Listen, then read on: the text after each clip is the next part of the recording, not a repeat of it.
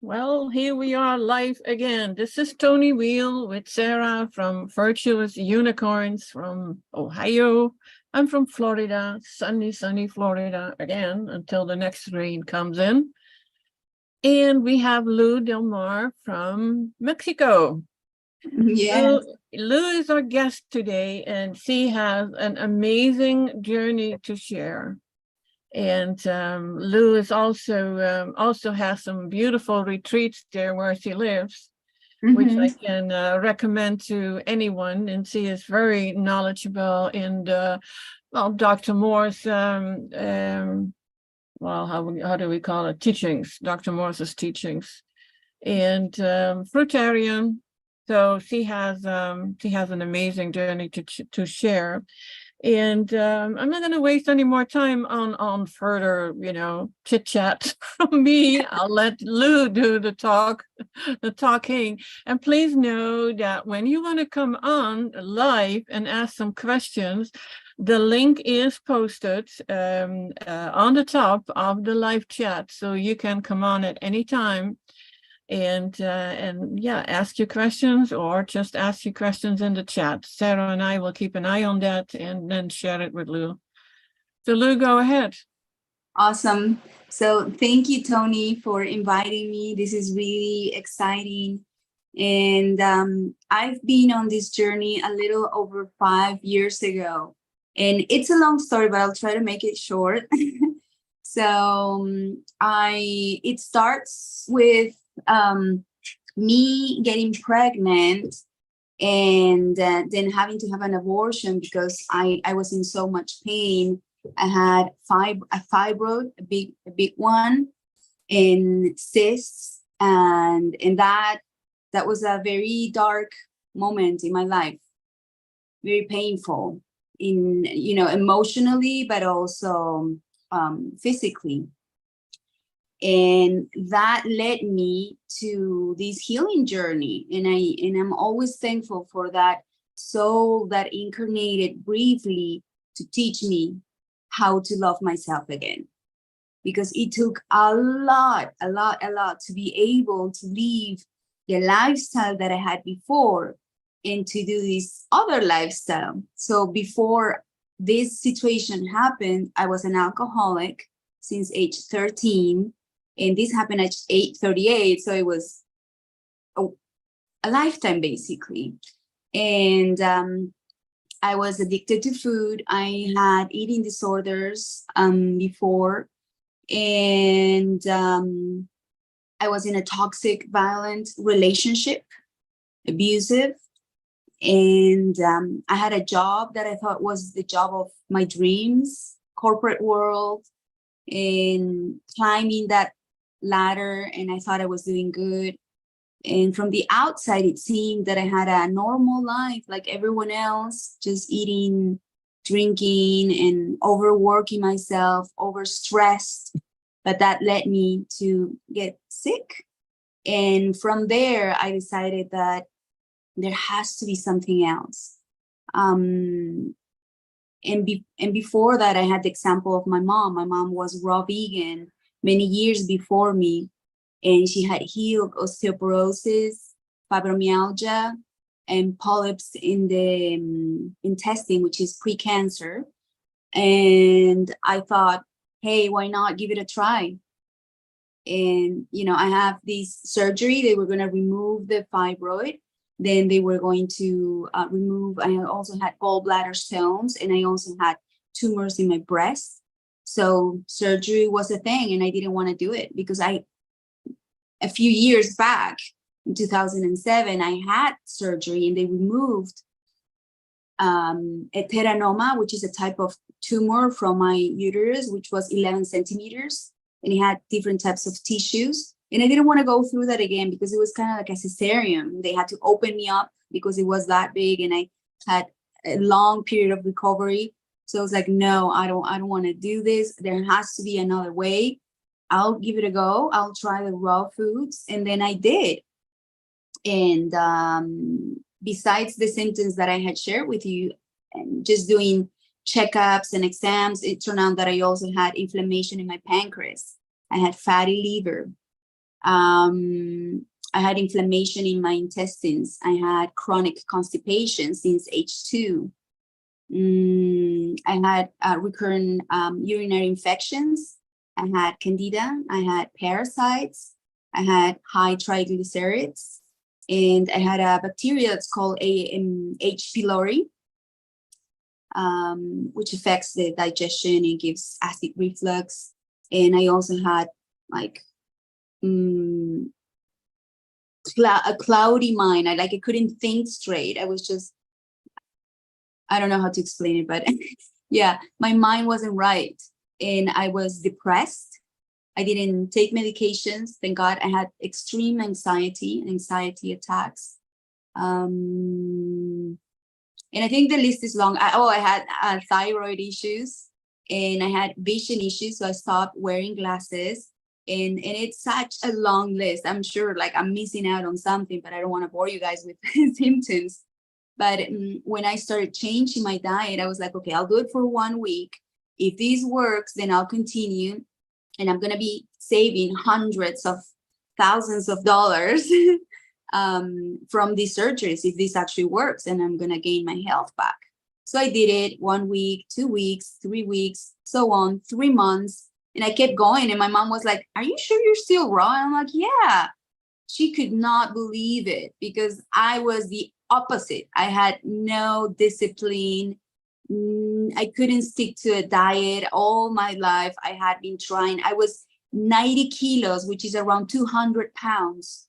Way less now. I don't know. I think I'm 60 kilos. I don't know how much that is in pounds, but that came off as a result of healing. And yeah, and then I started having healing crisis, very intense healing crisis.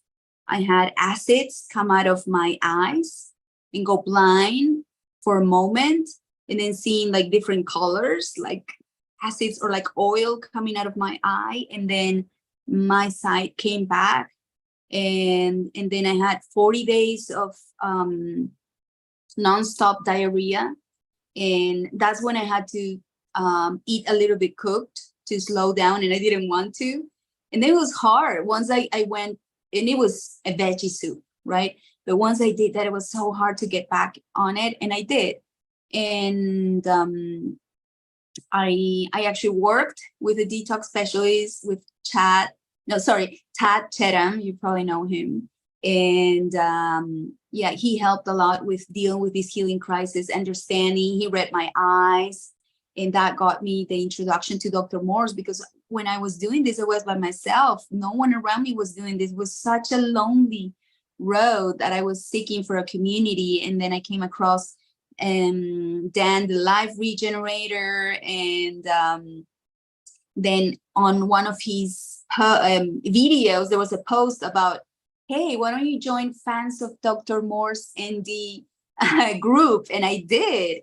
And that's how I found Tad and this whole detox process, because at the beginning I was just doing the raw. I wasn't doing like a proper detox with herbs. And then the herbs took it to another level. And I started feeling better. But it wasn't until 1 year. I also had chronic fatigue, and my adrenals were down. So it took me 1 year to recover, almost, I would say like maybe 70%. And then at the following year was able to train again and have strength. And sometimes we're just talking offline about sometimes we can be so impatient. And I was so impatient. I wanted everything to happen like now. I want result. So I pushed myself so hard sometimes, and I wasn't kind to myself. And that's a lesson that I learned too, to be patient, to pace myself. It's like running a marathon. You need to make sure you have steady energy throughout the career, and not just like run very fast and then be like, oh, can't do this anymore. And that's one of the lessons, patience. And the other one is, you don't need to be perfect. And I wasn't. I made so many mistakes. I ended up eating cooked food again at one point. I had pizza, and I was crying about it. I was like, oh my God, how did I end up here? And it's been a journey, and I didn't stop. I didn't stop at all. I was like, I'll continue. I'll keep going, and I'll keep going until I get it. I get it. And I keep getting better and better, and I feel better and better. And then I had 3 this year, 1 last year and 2 this year. I had 3 root canals removed.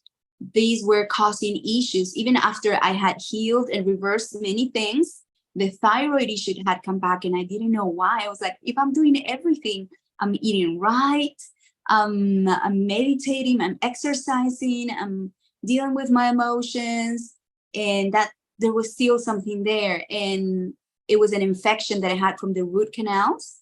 It's basically a dead tooth inside our mouth, and that messes everything up because it's connected with our brain.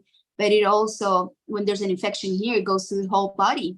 So that's why I had recurrent infections. And then I had the thyroid issue. It affects the thyroid because it's very close to it. And until I removed that, I could really feel like closer to my goal of being fully healthy, because every time something would come up, and I'm not sure I'm there yet. And it's been over 5 years, might be, I don't know, there might be some stuff that I still need to work on or heal, because a healing journey can be a long one. That's why patience is required, but I'm doing so much better. So right now, mostly on fruit, but also mostly fasting. So I do some dry fasting, and I drink a little bit of water, and 1 meal a day, which is fruit and sometimes very little salad. But it's been progressing like that to be able to come to this place where I am at the moment. So I don't know if you have any questions. I could continue and go on.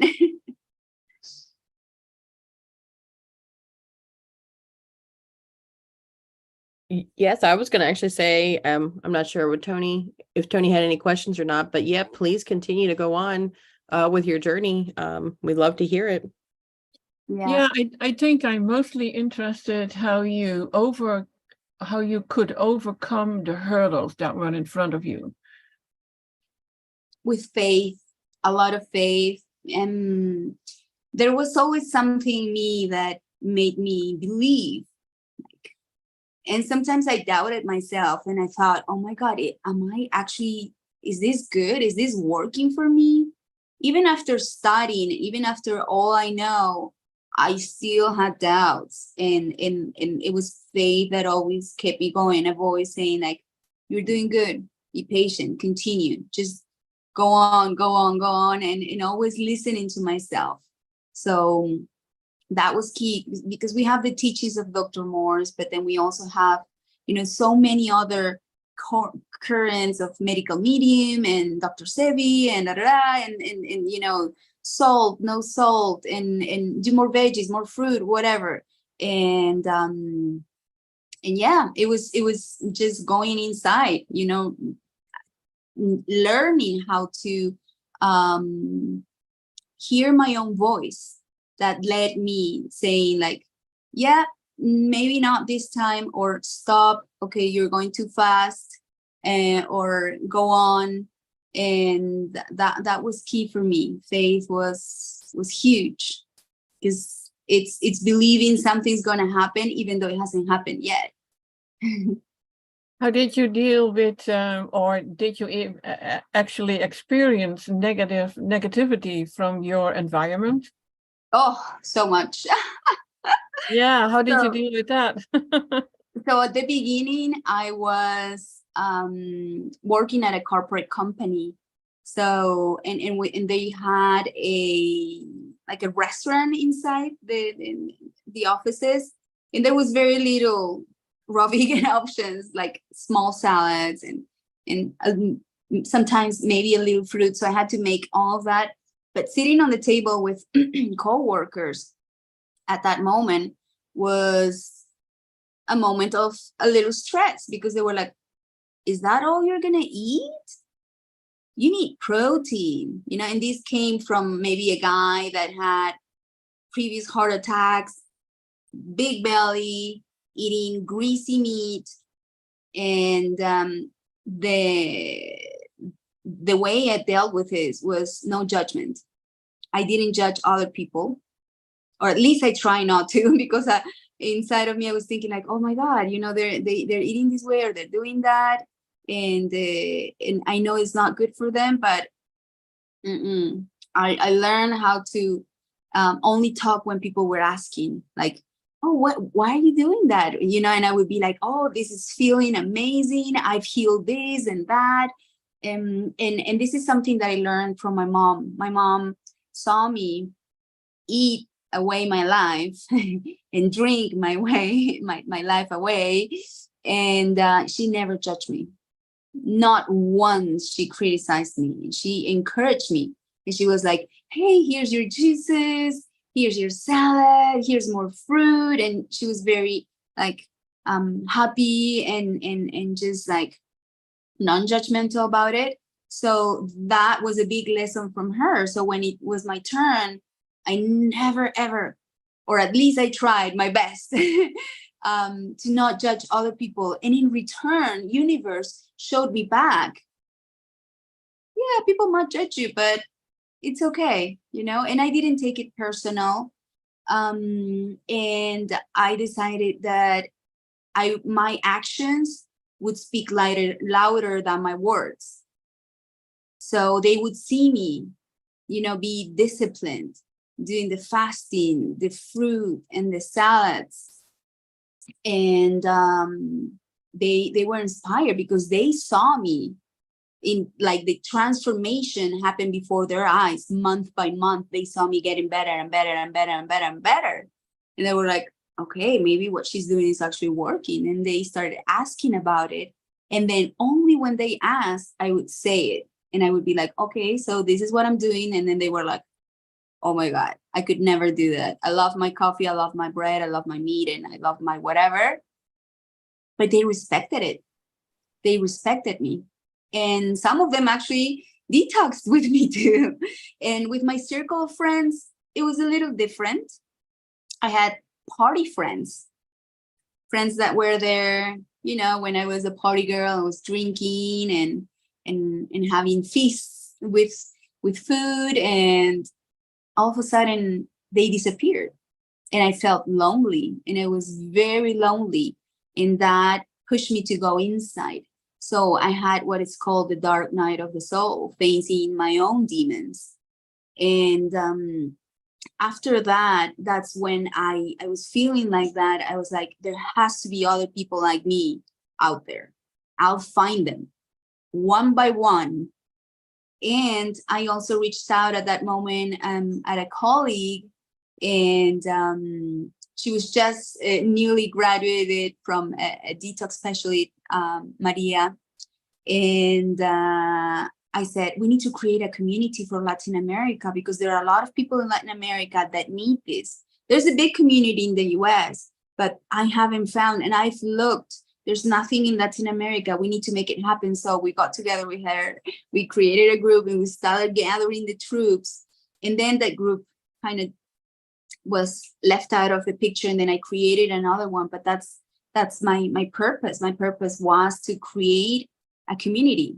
I didn't have a community. I felt alone. I was like, okay, if there's nothing, I'll create it. I'll take on that task. I'll translate information from Dr. Morse. I'll make videos, I'll make materials and give it all away for free. And I've done that for all of these years. And now there are a lot of people that have access to Dr. Morse in Spanish because of that. So something that could have been like detrimental to my process, I took it and I transformed it in this purpose for building communities. It is important to have a purpose. I think that is whoever came from an pretty severe illness, the high acidosis. We cannot even call it illnesses. We were just very acidic. Yeah. And sorry. And once you see how it works, you want to share it. But you need the people to listen. So it was always my thing is like, I am not going to market myself, with the knowledge that I have. I let people come to me. And it took a few years, but that is exactly what's happening. And then you find actually the people come to you who are open to changes. And for you to set up in a Spanish community where they can find the information that they need is very significant, very important. And even here in the United States, there are a lot of people who barely speak any English and would be interested. Yeah. So you talk about communities, and that is where the Garden of Eden.social came from, that I showed you I love it. Earlier. And Yeah. it's like, it is in its beginning phase because it can be way more. It can have the courses, the memberships, and whatever we want to share there. And even where you can add your own courses and set a price or do it free or set a price for certain things. So that is all possible. Right now, it is the basics. And the more the platform grows, the more that can be added to it. Yeah. My idea was that if you want to change the world, you have to start with yourself. Yeah. You make the changes, and then it has a ripple effect. And when you see the possibilities that this platform has, when you type in your name and your location, doesn't even have to be a full address, just the city, to stay on the safe side. I wouldn't put in my full address either. But you put in a city, and then you can look on a map and pinpoint, and you can see who is in your area, and you can set up not only like a virtual community, but local communities where you can build up on more. You could buy a piece of land together and start your fruit farm. Yeah. So, yeah, that is all possible. I have set up another platform that is now 2 or 3 years ago now, probably 3 years ago. And there were more than 8,000 people in there. And Wow. when I looked at at my own location, I was like, oh my God, there are more than 30 people within 30 miles of me who were on that platform already, like-minded people. So, it can happen, but it is something that we have to do the little work, all of us. It's not just me. It's not Yeah. something that I can build on my own. It's like the members come in and they share and they share their information. I set up a lot of groups. I don't know if you've seen the groups yet. But I need to explore the website a little more. Yeah, and Sarah, living on a farm, and is very interested in permaculture, and there is a group that is specifically for that. So that is how you can find all the information that we need to make it all a better world. And forget about all the politics, and you probably have to deal with that. There's no way around it, but we all know how corrupt everything is. Doesn't matter where in the world you are. I mean, I'm from the Netherlands. It's just as bad as anywhere else. And so I'll leave that out. It's like I have a Garden of Eden.social group on Facebook too. And it's like, no, we don't need about all the misery in the world. We need to look forward, and we need to build upon, we have our experiences, we know where we were, we're growing, we're changing, we're learning, and now we're sharing. And that is the goal of the Garden of Eden .social. And you fit in there nicely and share. And the site can even, I haven't bought that software yet, but the site could be in any language. Wow. So there are a lot of possibilities, but it needs to grow a little first, because so far it's just costing money. But now, what made you start actually with all of this? Because you must have felt like a point. It's like, I cannot move forward with my life as it is. I have to make changes. So what was it that for you that was the I'll call it a breaking point? Yeah. So my breaking point was actually having lost that baby and just finding out after, because I didn't like doctors, but I didn't like taking care of myself either. I wasn't doing neither one. And through that, if that hadn't happened, I might have been dead by now, or I might have developed cancer, which I thought I had at one point. And that was like a very low point in my life, where I was like, okay, this is it. I mean, I hit rock bottom with my health, with my life, with everything. And that's when I decided to make a change. And I remember the inspiration from my mom that led me to this path. So that was a breaking point for me. And did you go through, you mentioned before, medical medium, Dr. Sebi, was that what you were following until you came to Dr. Morris, or was it all at the Yeah, same I time? know. I started out with a doctor in Peru. His name is Casanova Lenti. He follows a similar diet. Well, he used to, because he's dead. And he passed away a couple of years ago at 99 years old. I used to follow at the beginning a Hippocratic diet, which is more veggies than fruit. So I did more veggies than fruit, which was good. It was kind of like a transition. And then I started doing more fruit. Did until you I found. did you ever follow like medical medium or Dr. Sebi?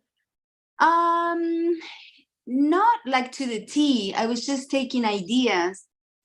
For example, I tried the celery juice, and then from Dr. Sebi, I still do the Irish sea moss. Well, I was doing. I'm not doing it right now, but so I think like taking what works, from different people adds on. And I've also found some things that are against Dr. Morse's teachings. And those are the ones that I'm like, I still want to learn, because people, my clients might come to me and talk about it as well. Like the blood type diet, for example. Someone mentioned it, I was like, okay, I'll read that book. And I was like, this is nonsense. But still, I learned about it so I could talk to someone when they come to me about it. Yeah, there are so many things. When I started working on my health, I think I've been doing that my whole life, because I wasn't born healthy. Always had digestive problems and constipation, even as a newborn, and the ear infections and on and on and on. But I consider myself healthy throughout my adult life. Oh, yeah. Until you get this you go to I went to an holistic doctor, and she asked me to write down everything, and I started writing things down and remembering things, and I was like, oh my God. I've been sick my whole life. But Yeah. then it's like, but nothing changed.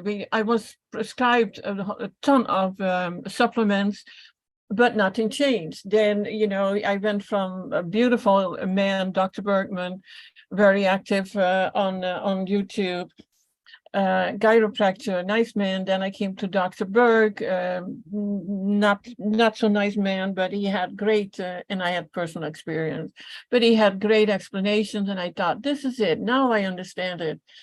And then I came to a medical medium, which I followed religiously for 18 months, and I got sicker and sicker and sicker. And you get to a point, it's like, what is left? How can I move on? What am I going to do now? I felt kind of embarrassed to tell people that I was not healing, not even when I followed everything to a T, had all the books, shared all the books, and it was just not working for me. And all of a sudden, there's Dr. Morse. I mean, yeah, he could have been there, right at my journey, because he's been at it for many, many years. Yeah. But no, it wasn't.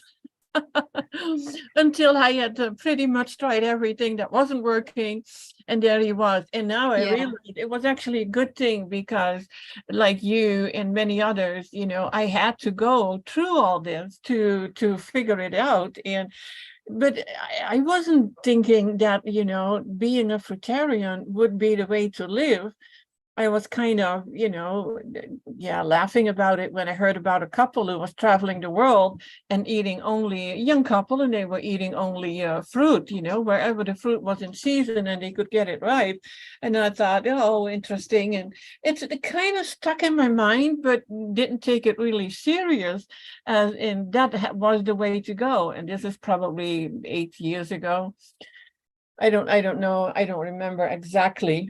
But and then there's Dr. Morris and me asking, like, I'm doing everything right. I'm 100% raw and raw vegan, and what am I doing wrong? And when I mentioned what I was eating, that included making crackers from nuts and seeds, and putting nut butter on it and avocado, and he was like, well, stop that. Stop the nuts and the seeds and the high fats and the high proteins. And that is where the change started for me. But I still didn't, I had never heard of being a fruitarian, that even came in later, of being a fruiter, Yeah. that you Yeah, are it took me a actually a while to get there. frugivore. Yeah, so it is like now, and I've mentioned this quite often here, but I'm so excited about my mango tree. And last year it had 5 or 6 fruits. Now it had, I think my husband counted them. They're 13. They're not ripe Wow. yet. Big ones, and they're very juicy and very sweet. At least they were last year, so I expect the same thing now. But Yeah. then that you then find that yeah, I could pick them now and I could leave them on the counter and let them ripen, but of course you don't, because you want to eat them ripen off the tree, because that is the most nourishment that you can get. Yeah. But then I find that when I put my hand under the fruit, and the first time I experienced that was actually with figs. I had a fig tree, and it gave me 1 fig every day. And if you see them and they were kind of green still, yeah, you could pull them off, but they were not really good. But then they started coloring, and you put your hand under it and it falls in a hand. And it's like, oh, okay. But now I know that is the moment that fruit is meant for you. You don't pull it off or cut it off. It is when it falls in your hand, now it's yours. But if I would wait 1 or 2 days, then the critters get it. It burst open. And it's not mine anymore. The birds come in whatever other little animals they take over, or it falls on the ground, and then it's not mine either. So those few days, it is really meant for us. And to realize that, I thought that was so amazing. And that were all the signs is like, yeah, this is the food that is actually meant for us. We don't need to salt it, we don't need to fry it, cook it, steam it, whatever. We can eat it as is.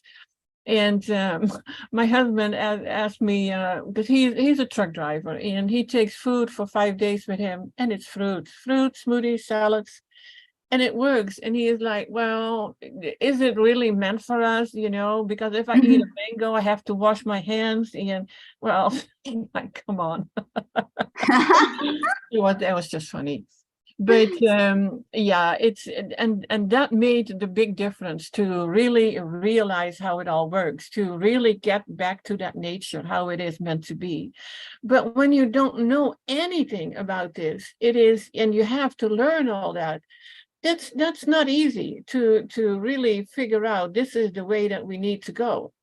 But Yeah. I saw, I was in severe pain, I couldn't sleep. Because of the pain, my fingers were already deforming, knees, elbows, all the joints, because of the arthritis. And the first thing that I noticed within 2 weeks was the pain was gone. It was just gone.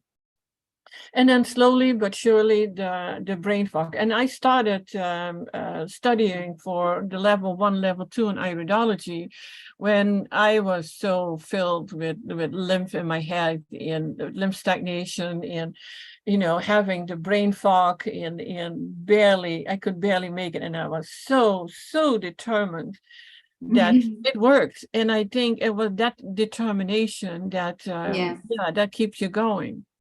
But I feel that the importance of understanding what it does in our body, how it works, what other foods do. And sometimes people get upset when they want to eat something and now they get cramps. And it's like, oh my God, what have I done to my body?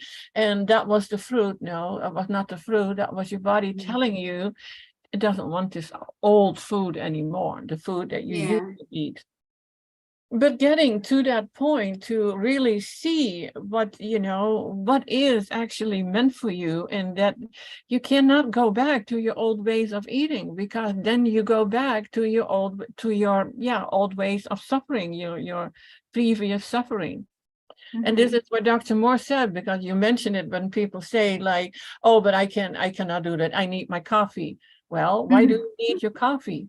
And, it's like, well, to get through the day. Well, start with a big glass of orange juice. I do say that when people are saying that. But it is, it is sad that so many people really believe that they cannot do without a certain food. And, from Dr. Moore's, we learned it is such a simple way of living. It is the most simple. Can you say that? The most simple way? Is that a good English still? But it's the hardest thing you do in your life.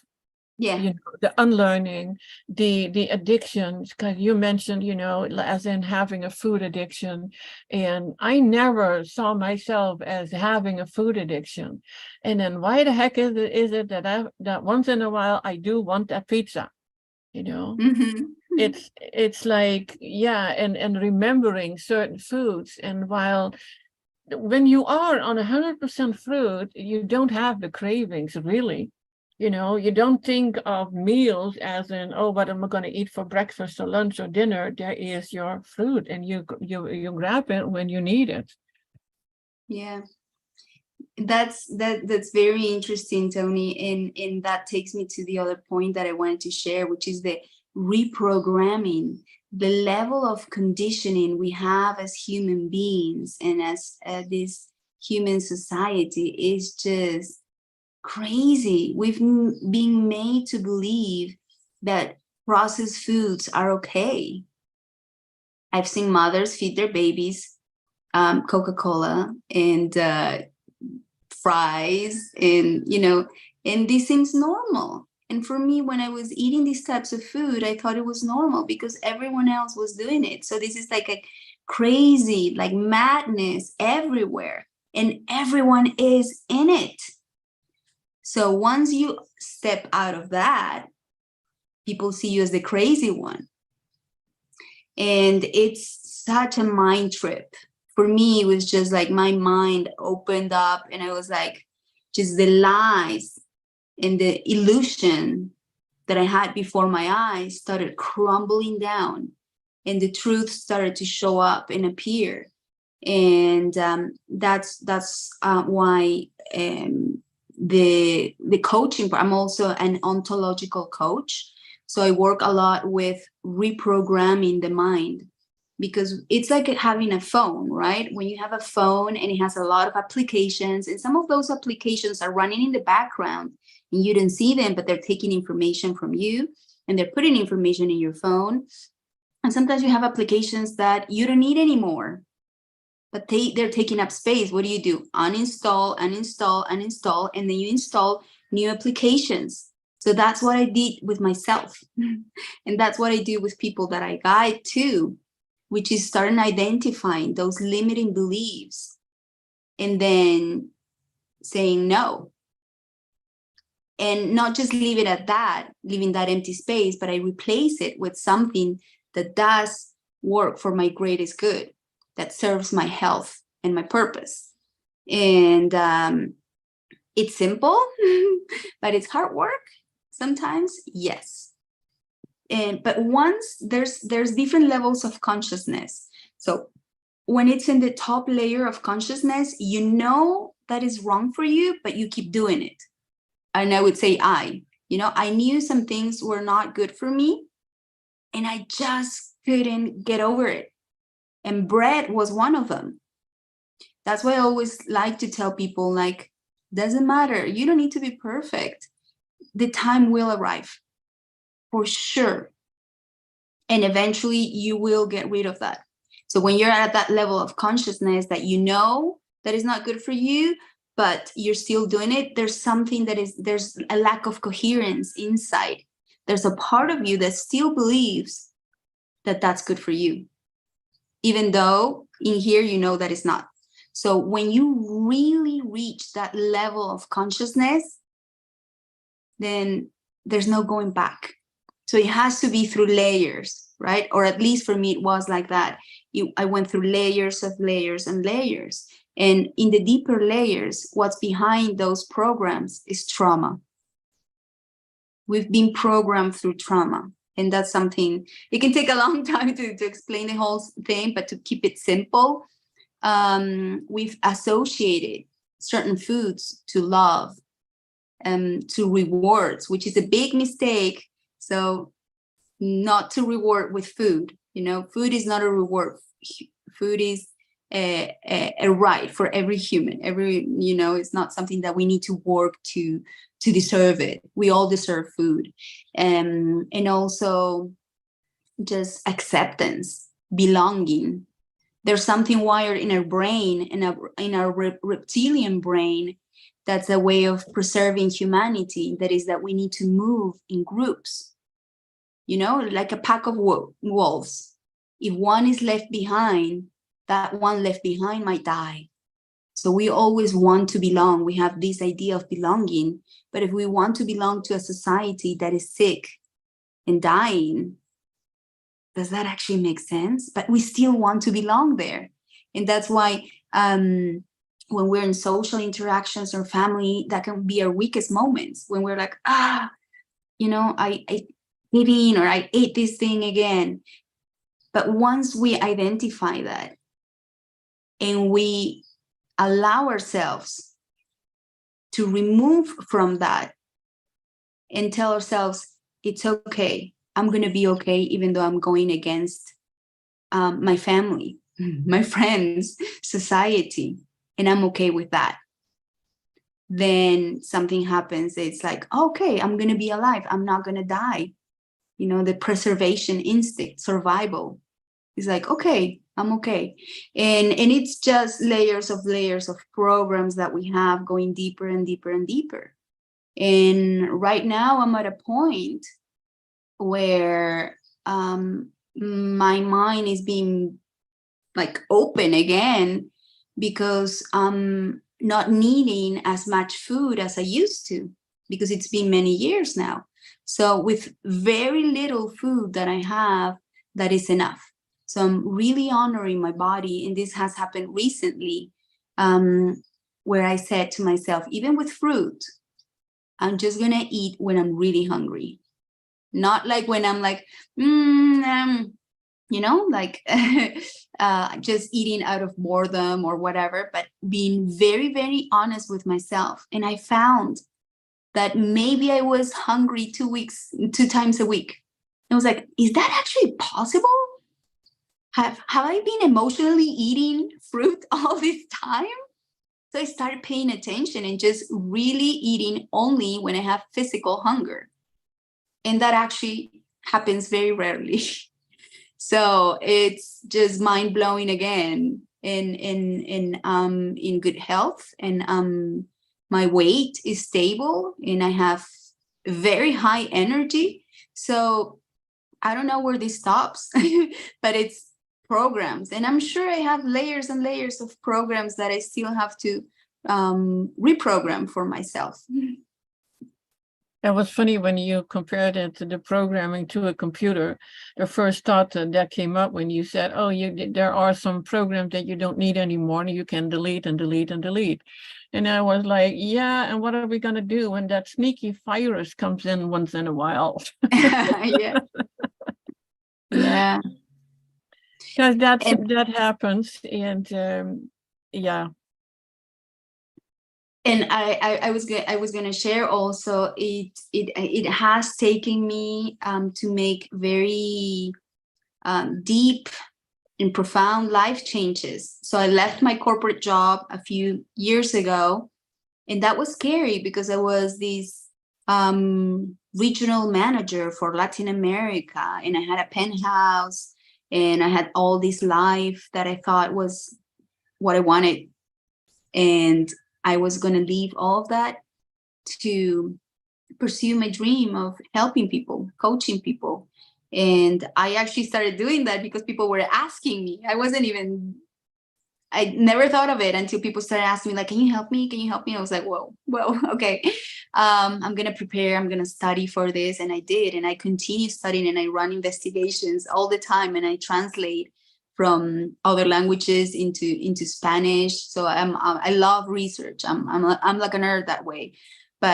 And that also helps with the reprogramming, right? Once you learn and you learn more and more and more, you're like, wow, there's so much, there are so many articles and things that we can find when we're looking for it. And so going back to what I wanted to share with you is exiting the matrix. So at one point in my life, I was like, I don't want to be part of this.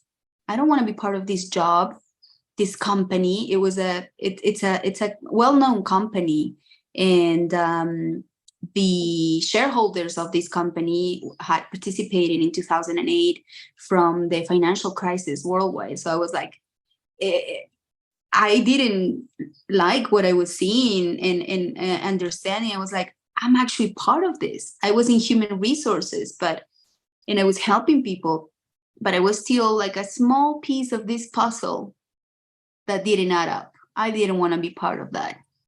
And I left it, and I left my comfortable apartment and city life to move out to the country where I live now, out in nature, where there's clean air, clean water, spring water, actually, where there's lots of fruits. Fruits here where I moved in Mexico, Malinalco, are just amazing, divine. Like every time I travel, I'm like, I can't wait to go back home so I can eat delicious fruit.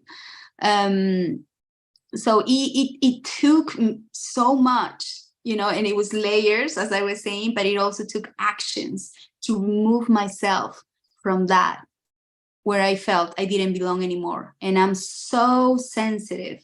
Like I can feel people's energies, emotions. I can see things that are not of this world too. And being in a big city was overwhelming, was too much for me. So I like living in a little bit of isolation. So I need my community for moments. And then I'm like, okay, I need my alone time. And I live right now with my partner. He's also raw vegan. He's a chef. He's more into the gourmet food, helping people transition. But yeah, it has been a huge change, and that's one of them. The other one is, even the clothing, like natural fabrics. Stop wearing makeup. Stop dyeing my hair. Stop putting chemicals in my skin, on my skin, and it's so many things. It's like peeling away layers of what is not real, until there is this that is me. And I'm sure there are still things that I need to let go of. Now, looking at your beautiful hair, did you have a time that your hair was falling out? Yeah, I was going bald. So when I was detoxing, and this usually happens to people. So if some of you are listening to this and they're like, yeah, I'm losing my hair, don't worry, it does come back. So when I started detoxing, I started losing my hair, and I also had hypothyroidism, which is part of it, and parathyroid issues. So it took me about 2 years for my hair to start going a little stronger and stronger. So what I did is I cut it very short. I got a haircut, actually. It was very short, like boys' hair. And I wanted all the chemicals out of my hair. I was like, I don't want anything that is not the real me out. And then from there, it started growing better and better and better and better until it's long and thick and healthy right now. And people always ask me about my hair. They're like, what have you done? Like, how do you get your hair to be like that? And it's like, it's the fruit. It's cleaning the body. And my hair actually got lighter. And I don't dye my hair. It's just lighter naturally. My eyes went lighter. They used to be dark brown, and they're light brown right now. So it's amazing how things change when you're eating that's the diet that we're supposed to be eating. Everything goes back into place. Yeah, because with the hair, I'm 71 and my hair is not gray. And Wow. maybe it is because I'm always saying I'm forever 38. I don't know. But Yeah. it's my eyebrows that got white. And Oh. when the first time I was like 7 months on all fruits, my eyebrows had the normal color again of brown. But when I am not consistent on all fruits, then I lose the color in my eyebrows again. Yeah. It's Yeah. really strange. I do have a little gray on the or whitish on the side, but the hair is still. I'm a redhead. It's still kind of a dark brown or no light brown, is it? So but I did lose a lot. I lost a lot of hair. I probably lost about 2/3 of my hair. I Wow. always had it long, at least so as long as you have it now. So last year I did cut it shoulder length. And I was like, it is what it is. I'm not going to worry about it. And because I lived with a very, very acidic body. And it takes time. And Yeah. probably would take less time if I'm more consistent. But I'm not perfect by any means. So, Yeah. but, we do our best and find a balance in what we need to do. But the hair part, I mean, that was I'm not a vain person, but losing my hair was beautiful red baby hair, and I was proud of it. And then losing it, it was like, oh no, do I need to wear a wig? And then you get to a point, it is what it is. I'm not going to worry about it. Yeah. And It's it will be humbling. okay. But the weird Yeah. thing is, my mother, my sister, my daughter, they were gray before they were 30 years. Wow. So, and Dr. Morse talks about that too, and about men losing their hair, that it is stagnated lymph in the head. And Yeah. and I see it with my husband. I mean, his hair he barely has any hair on top, although he has been now 7 years, mostly raw and have very high fruit. But the hair hasn't come back yet on his scalp. Yeah. And I also had the gray hair, and it came back actually when I had that thyroid issue again.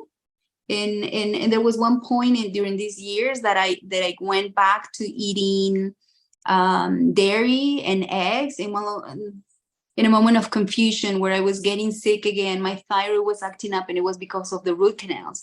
And I thought, maybe I need this. And I fell for it for a couple of months. Maybe 3 months, and it didn't do me good. It wasn't good. It actually messed up my hormones more. And I take it as a learning experience, and my hair went gray again, like a little bit here, and now it's getting black again. I actually have long hairs where you see it's like white, and then the other part is black. Like the black, the white hair is turning into black or dark brown again. But yeah, it's affected when I'm stressed. I noticed it. More gray hair shows up, and when I'm calm, when I'm eating right, it goes away. So yeah, I still have some gray hair. Yeah, what would you do if you are stressed? What would be your first thing to do? Ooh, that takes me, very good question, Toni. That takes me to the next topic, which is emotions. And that is huge. I always tell people that I coach, yeah, you think that, the physical part and what you eat and you don't eat is the hard part. It's the mindset and it's the emotions. Being under pressure, stressed, angry, frustrated, sad can lead to emotional eating, which is what I was doing before I changed my lifestyle. And then even after years, it would still come up. I would have a bad day at work, stress, and I would be like, oh, I need comfort food. I need something.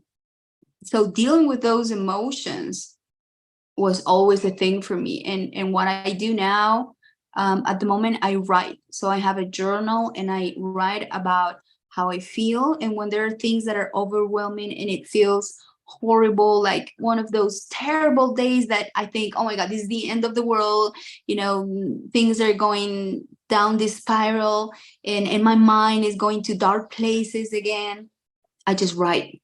And once I finish writing, I burn that paper and I'm like, this is out of me. I don't want it.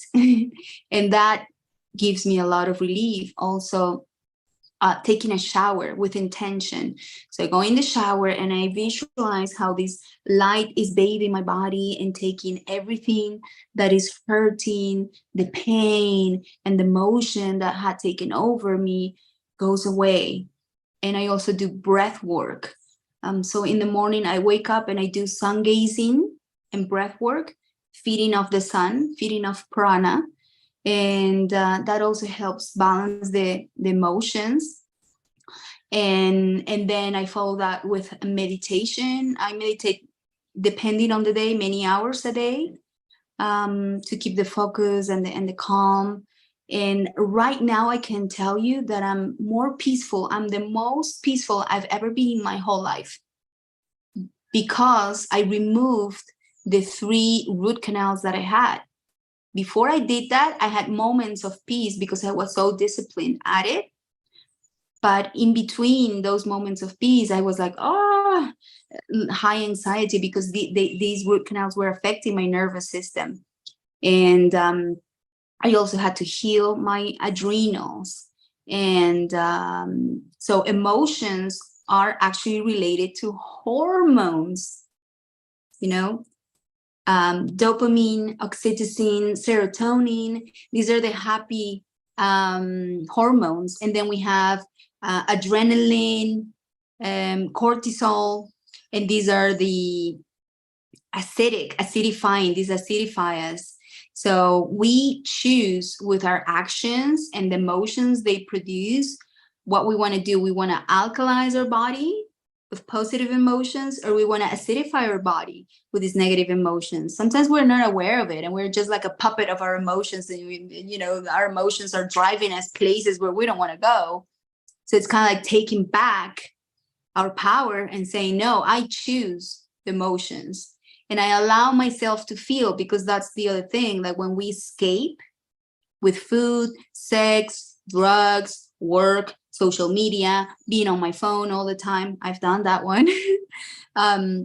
We're escaping our emotions because it hurts and we don't want to feel them. But you know what? When you give yourself a chance to feel those emotions, then you acknowledge them, and those emotions bring a message. And once that message is delivered, like for example, I feel angry. I'm like, I can't even stand myself. Where is that anger coming from? And I stay with that emotion.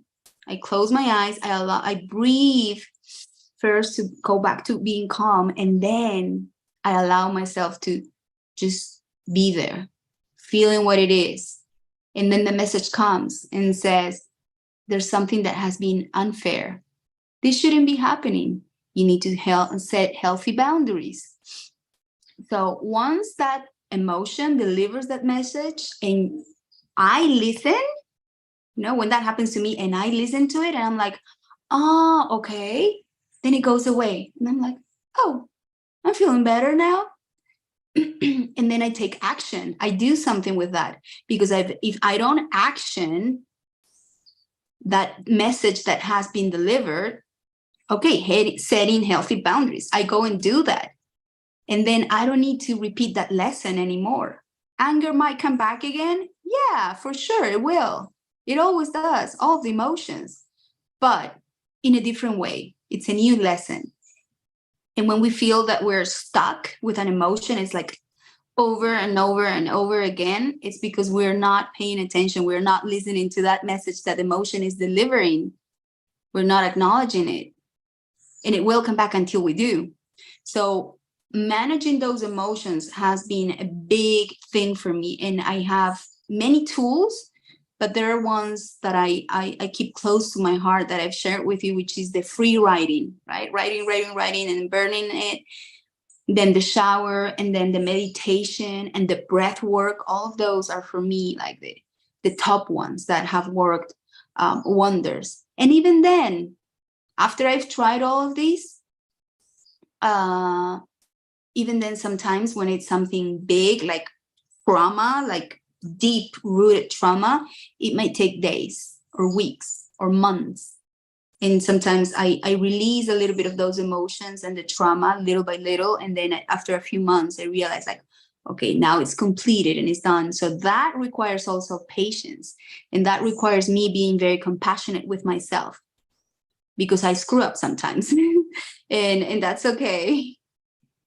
So Yeah, because a lot of people, they kind of live in the fight or flight mode consistently. yeah. And when you do not have the time to address it the way that you are doing it, and you still are in a work environment and things come up, Yeah. and it is sometimes hard to, I always think like, okay, breathing is something that you can do wherever you are in whenever. Yeah. That would be my first goal. And but I find that I don't get upset, I don't I respond, I don't react. Mm-hmm. So things have changed, and that was when I started on the all fruit. It seems that things are easier. They are the stress is easier to deal with, whatever comes at you. I think we lost okay, there you are. We lost you on the computer or on the phone, because I know you were on both. Sara, do you have anything to ask or add to it?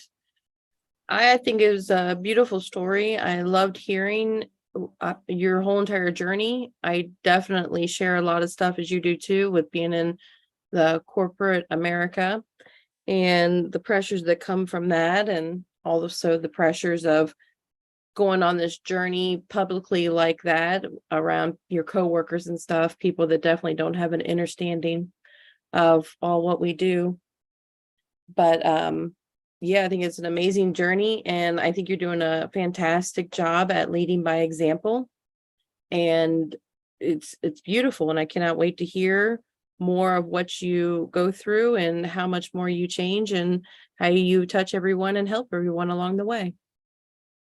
Yeah, we lost Lou. There's no connection with her right now.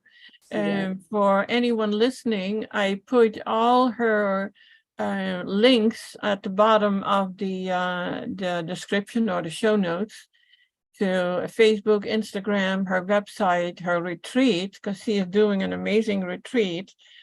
I will be adding that to the events on gardenofeden.social. And the .social is in place of the .com. I see a lot of people still add .com to it, but it's just gardenofeden.social. And yeah, Lou is pretty amazing. She's also a moderator in the Dr. Morse fans group, or fans of Dr. Morse ND group.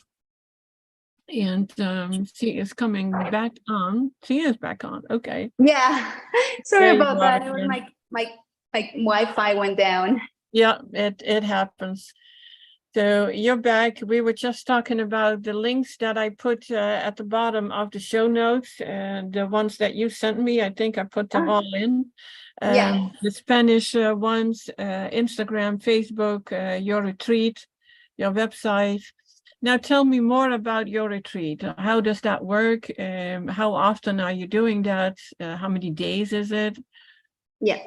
So we have a small retreat center here in Mexico, in Malinalco, which is fruit paradise. And that's one of the things that people love when they come here. It's like, oh my God, the quality of fruits. They're organic, watered with spring water. So it's top quality, and it makes it just easier. You're enjoying the sun, in nature and eating delicious fruits.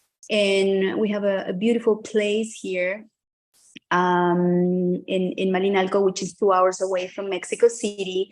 And we have people come over from all over the world. And we actually have someone that's staying here with us for a couple of weeks. So we do personalized retreats, which means that if someone wants to come and detox for 1 week, 2 weeks, 3 weeks, five weeks, or whatever amount of time, we can accommodate that. We have beautiful rooms in this house, in the surrounded by nature, and we do different protocols, right? Like if someone is coming from a very processed diet, we cannot jump straight ahead to the fruit, but we do transition, and then we go into the fruits and the juices and the herbs. I'm also an herbalist. I added that after I found out, about the herbs, and they're kind of hard to get the herbs from the US to Mexico. So I was like, okay, I'll make it happen. So I make the herbs. They're organic and they're powerful and they're very good. And we have them here in Mexico. And so yeah, the protocols are different for people, and some people just need that. They need to get away from their environment, temptations, and go into a peaceful place where they can detox. And detoxing with delicious fruits is ideal. It makes it just so much easier. And it being in a warm weather, where I live, it's subtropical, so it's always sunny and there's sunshine every day of the year, even in winter. It rains a little bit in the afternoon or night sometimes, but yeah. And then those are the personalized retreats. And then we also have big retreats that we do from time to time, in cooperation with other people. And these I post on my website, which is www.oasiswellnessdetox.com. So go there and check it out. You're going to see a few pictures of previous retreats that we've done here in Mexico.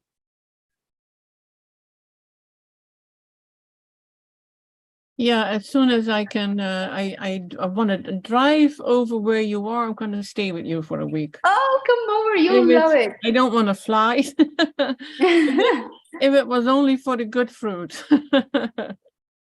Yeah, it's amazing. Yeah, but it would be, there was at some point, you could take a boat from Tampa to Mexico. And Really? you could take your own car with it, but I think they stopped that like 5-6 years ago already. But the website is still there, but no more boat trips, because I thought that would be ideal, Oh yeah. Yeah, but no, not anymore. But road trip. Yeah, it would be a long road trip. I think we have to go all the way to Texas and then down south. Yeah, I have a friend that did that, but she did it through California. She drove through Tijuana all the way down, and yeah, and she's done that. But I'm on the other side of the. Exactly. Yeah, it's extra. Yeah, I have a 40-year-old motorhome that we're fixing up. So who knows? Maybe someday. Yeah. When the world is a little safer than it is now. Yeah, but down in Florida, you get pretty good fruit too. Well, this is actually interesting because not in the stores and barely on the farmers markets.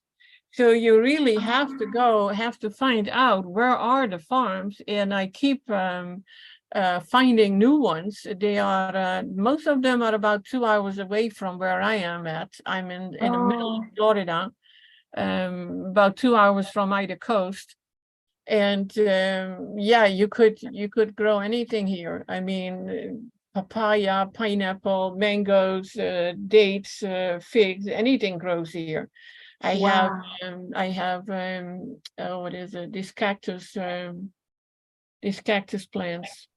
Pitahaya? Yes, pitaya. And everything grows well. but you know, sometimes you have a very dry winter, and if you're not watering your plants every day, then they don't bear any fruit. My bananas have no fruit. My pitaya this year had no fruit. Last year I had quite a few. I have a huge cactus growing. They grow here like weeds, and they have fruits, but they're not that tasty. Yeah. But yeah, it's you could grow it there, but you know, the water is absolutely horrible. So we have a whole house filter, and that's what we actually use to water the plants too.